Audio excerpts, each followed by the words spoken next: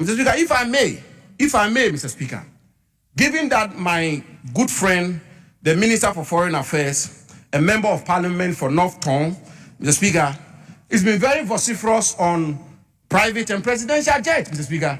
If the minister can support me, and I made this case in this house, if the minister can support me to call on the Ministry of Finance and the government of Ghana to purchase 1 presidential jet instead of 2, and to purchase, let's say, 2 helicopters instead of 4.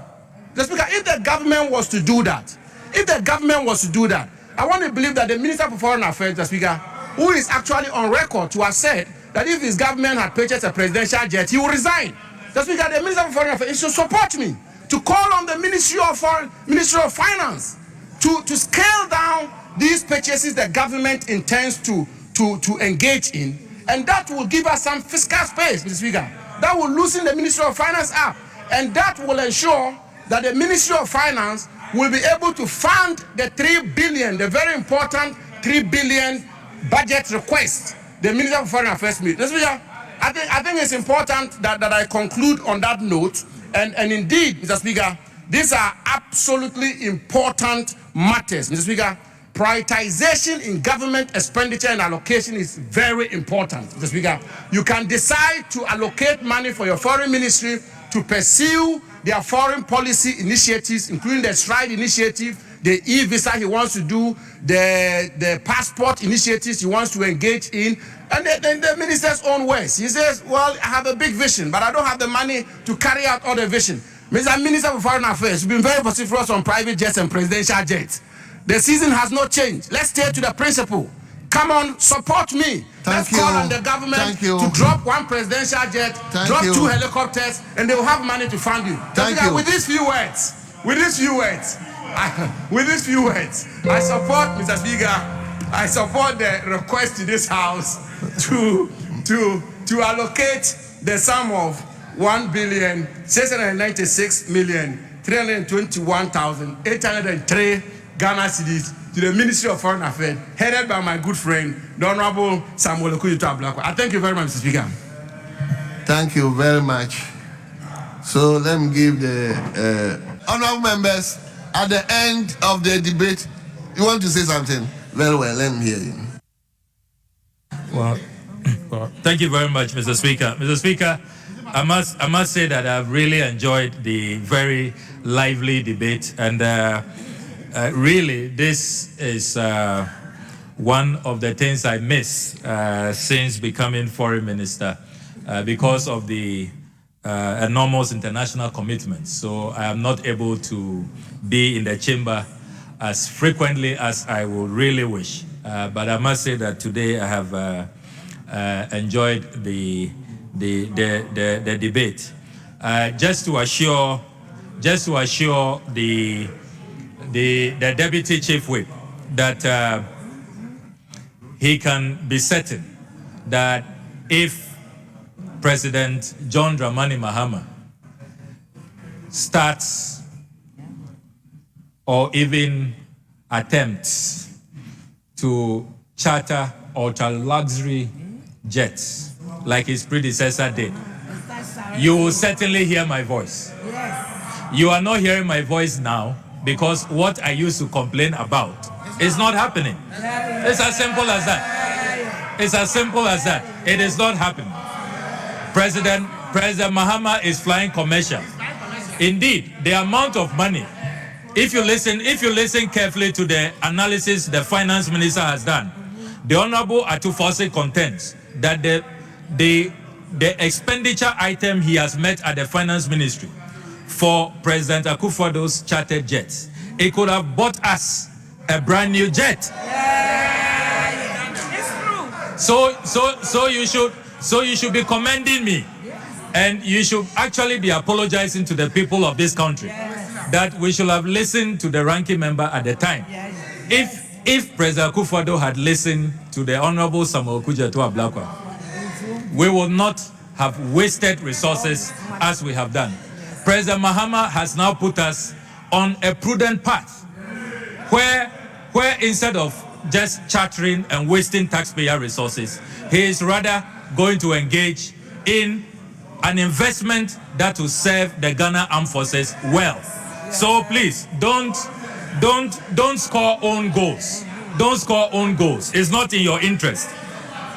Mr. Speaker, on the matter of strike, the ranking member has raised issues with value for money.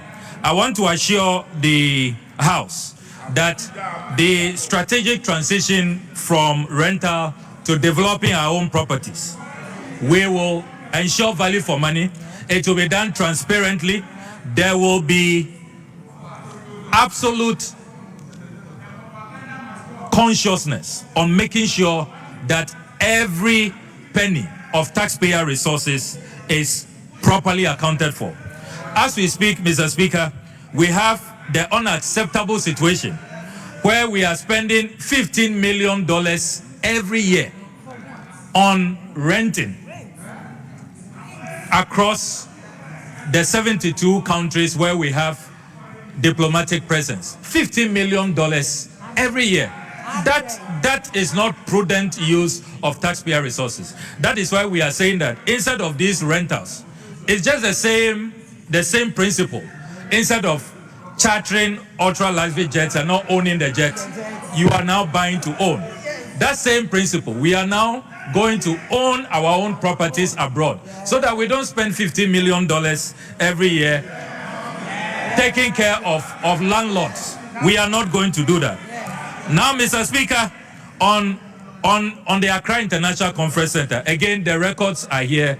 Hansard will bear me out.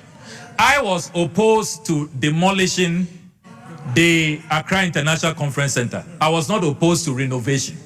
What this budget, the 2026 budget, promises to do is renovation. The structural integrity report, which we have done by AESL, says that we can salvage the building. So we are going to renovate. We are not going to demolish. So check your records very well. We are not demolishing the Accra International Conference Center. We are renovating it. Again, you should be commending me. You didn't do a structural integrity, and yet you were proceeding to demolish. So this side of the House, again, has saved an important national asset for our country. We are not demolishing, we are renovating. And that is how you protect the public purse. That is value for money. Finally, Mr. Speaker, on passport administration reforms, I want to assure the entire nation that our passport reforms are working. Ghanaians are testifying. Now, when you pay the 30% reduced fee from 500 to 350, and I agree with Honorable Asafo-Ejei, you can see that he is confounded. How can you introduce modern ICAO compliant chip embedded passport, introduce e-tracking, introduce courier service, introduce delivery under 15 days, and yet we reduce it? That is why when Ghanaians say Abba and Papa Abba, this is what it means. So we are delivering better, we are delivering quality, and yet it is more affordable. It is cheaper than previously. So you can trust the Mahama administration. Finally, Mr. Speaker, on World Cup. Honorable Minister, on please. World Cup. This is very important. Mr. Speaker, I know you'll be happy to hear this. On the World Cup, the Foreign Ministry wishes to assure the nation that we are negotiating very good terms, where as members of Parliament, all of you should be excited about this. Your constituents will have good representation at the World Cup. We will make sure that all Ghanaian soccer fans, regardless of political colorization, regardless of how you vote, regardless of which part of the country you come from, there will be full representation. We will make sure that Ghanaian soccer fans all over the country, irrespective of political persuasion, you'll have some good presence at the World Cup. And we are all watching the draw, looking forward to the draw on Friday, December 5th. And we hope that wherever Ghana is camped, we will put in place the needed consular arrangements to ensure that Ghanaian soccer fans are well protected. But I thank honorable members for the support, and you can count on us to continue to enhance the image of our country and to pursue a foreign policy arrangement which is in the best interest of our country. We shall always make sure the national interest is at the center of every decision we take in our foreign policy. Thank you very much, Mr. Speaker. Thank you very much. Thank you, Mr. Speaker. Mr. Speaker, thank you. Mr. Speaker, as a ranking member of the committee, and this house being a house of record, Mr. Speaker, I thank you for the opportunity, Mr. Speaker, to set a few records straight in this report. Mr. Speaker, the minister has made reference to the Accra International Conference Center. Honorable members, the point I made, which was corroborated by the Deputy Minority Chief Whip, was that the minister is on record to have said that if his government were to make any attempt to purchase a presidential jet, he will resign. That's the principle. Secondly, Mr. Speaker, the minister is also on record to have said that if his government chartered a presidential jet, Mr. Speaker, this house is a house of record. Mr. Speaker, the Vice President, Professor J. Nana Oboku, chartered a presidential jet from London to Accra. The minister did not resign. Mr. Speaker, in addition, let me point out once again that the point that the Deputy Minority Chief Whip made, Mr. Speaker, was Honorable members, at the conclusion of the debate, the question is all those in favor that motion